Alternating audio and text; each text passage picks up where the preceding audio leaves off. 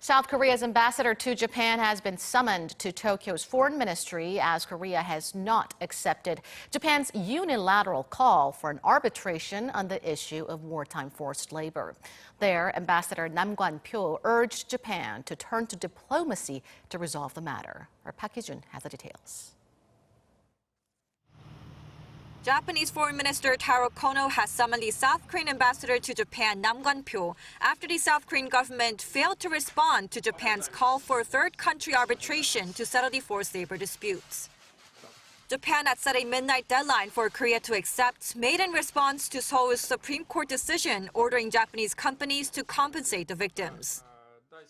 Ambassador Nam was summoned to Tokyo's foreign ministry Friday to hear Japan's complaints.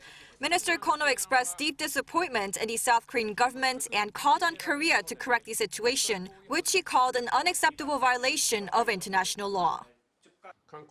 South Korea cannot ignore this violation of international law, and I strongly urge it to take corrective measures immediately. Nam, however, turned that around, saying it's Japan's unilateral measures that are hurting bilateral relations.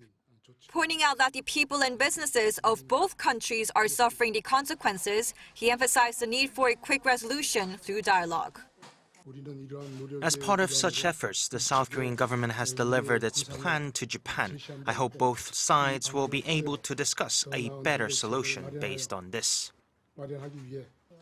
Japan's discontent was evident in Kono's harsh remarks and the fact that he interrupted while Nam was speaking. Afterwards, the Japanese foreign minister released a statement calling the Supreme Court's rulings deeply regrettable and absolutely unacceptable. He hinted at the possibility of additional retaliatory measures and said there will be a new set of actions in light of the escalated tensions between Seoul and Tokyo.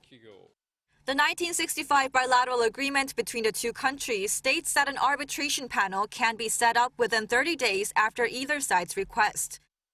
But it cannot be done if one side objects. South Korea's top office has repeatedly shown reluctance to agree to mediation, saying the dispute should be settled through bilateral discussions.